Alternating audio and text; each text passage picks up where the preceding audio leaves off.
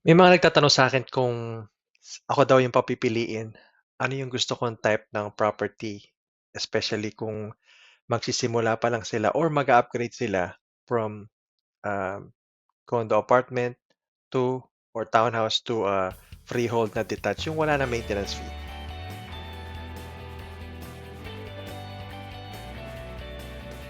Ang sinasabi ko sa kanila, based on my experience and my own personal, opinion din kasi, I moved from a townhouse din nung nagsisimula ako into a freehold detached home and ang pinili namin is, bungalow, detached bungalow.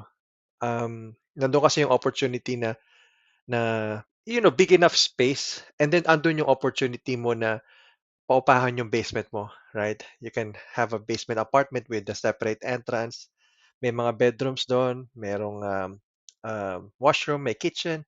So, puwedeng dalawang units. So, that could be a big help sa mga especially sa mga nagsisimula pa lang na nag-upgrade ka tapos yung first few years kasi ng pagbili ng bahay, let's face it, mabigat, mahirap. Especially sa panahon ngayon na mataas ang interest rate, right? So meron akong, Vibe code. Vibe code kasi yung term na, um, pina-prompt mo yung AI to create an app for you. So I vibe coded a mortgage calculator wherein, puwede nating, makita magkano yung mortgage mo and at the same time, puwede natin makita kung lalagyan mo ng rental income, magkano yung magiging mortgage payment mo minus kasi ima-minus mo yung rental income mo. So let's go ahead and, let me give you an example. So for example dito, so we're in Scarborough, marami dito sa Scarborough na mga detached bungalow, price ranges from 800 to 950 ganyan. So dito sa May Road, um, meron akong client dito na nakabili na bungalow din. Maganda din 'to sa area na 'to kasi may tinatay yung subway line diyan. So maganda, very convenient sa transportation and especially kung magpapaupa kayo, importante din yung proximity sa transportation, right? Kasi karamihan, ang mga tenants, they take the bus or train. So ito, example, ito na lang, Bremerton, 118 Bremerton Drive, listed for 919,000. So tingnan natin kung magpapaupa kayo, magpaplano kayo magpaupa, importante makita niyo na kung mayroon siyang separate entrance, right? Kasi kung may separate entrance, mas maganda dahil meron kayong privacy, very important sa pamilya mo 'yan. So ito, meron siyang separate entrance.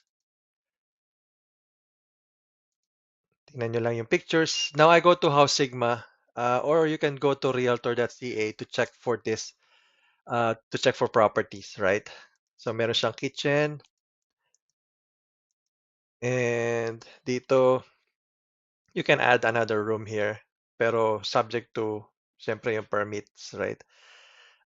Kung gusto niyo maging legal, we can discuss this at another, video. Pero if you have a question, let me know and, DM niyo lang ako. So, ano yung mga kailangan para maging legal, ito kailangan ng egress window. Egress meaning puwede kayong mag-exit or yung tenants niyo mag-exit during, kung may mga instances na magkaroon ng sunog. So yun, so 919,000. So let's go dun sa calculator. So what will your home actually cost you? So for example, nakalagay dun 919,000, right? 919,000. Let's put it 920,000. Now kung nag-upgrade kayo, right, from a condo apartment to condo townhouse, assuming na nabili niyo yung condo or yung property niyo, let's say 10 years ago. So meron na kayong enough equity diyan. Let's put ang down payment niyo sa 20%, right?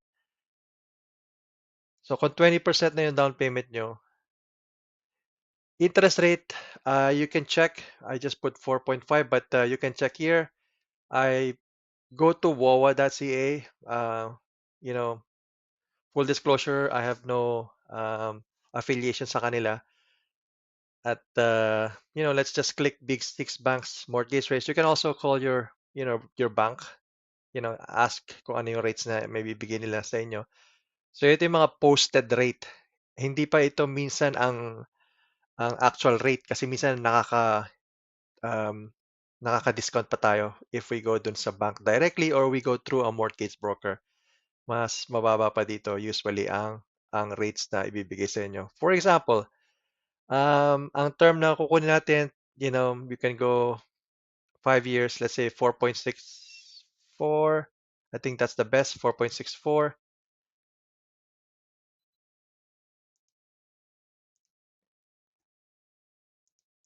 So let's change that 4.6. Sorry, walang 4.6. Let's put 4.65. Anyways, so hindi na kayo first time home buyer. So, pag hindi na first time home buyer, the land transfer tax is mas mataas. Dalawa, Ontario and then Toronto, right? If you're buying in Toronto, i-add natin yan. So, nagiging 28, more or less, 14,875 times 2. Kailangan natin ng calculator at mahina tayo sa math. 29,750 ang land transfer tax mo. Right? So, dahil hindi ka na first time buyer. Now, ito yung maganda dito sa calculator na to because may basement switch siya. So, let's click this. Tatoggle nyo lang. And then, mag-a-appear na kung pwede nyo na ilagay magkano yung basement rent. Now, one thing to bear in mind is kailangan medyo realistic tayo, right, sa pagpapaupa. So, how do we do this kung paano nyo malalaman kung ano yung uh, rentahan dun sa lugar na yon, right? So, nandito tayo sa may Makawan and sa Scarborough, right? Makawan and Ellesmere, between Ellesmere and Lawrence. Ito na yung Scarborough dyan. And mag-open lang kayo ng isa pang window. Ito, in-open ko na, malapit lang doon. Right? Ito yung Makawan, Bremerton Drive, Ellesmere. So, ang lease dyan for a one bedroom in the past, May 19, so last month lang to, 1,250 ang one bedroom. So, yung tinitingnan yung bahay is one bedroom din siya. Right, let's move natin to. 3 plus one bedroom. So, one bedroom, pwede niyong paupahan ang one room ng 1,250. Again, depende na lang yan sa renovation ng bahay, sa kitchen. So, more or less, let's use 1,250. Right? So, i-move nyo lang ito into 1,250 per month. Right? So, meron din dito yung current rent nyo. So, pwede nyo lang i-compare, right? Magkano yung naging difference ng expenses nyo. So, 1,250, lalabas dito ngayon na, let's say, ang estimated na monthly payments nyo with that rate with 25 years is 4,154. Now, kung may rental income ka, nagiging 2,904, right? So, that's a big help, right? That's a big help.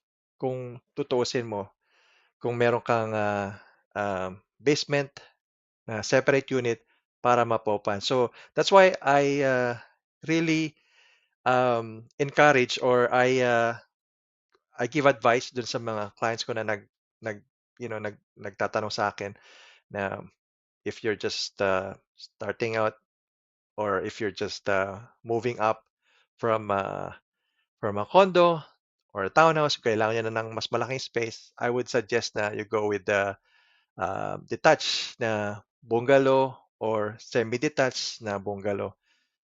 Um, um, Pwede kayong makakakuha rin ng mga two stories, may mga two stories din. Pero ang challenge kasi diyan is yung yung maintenance right?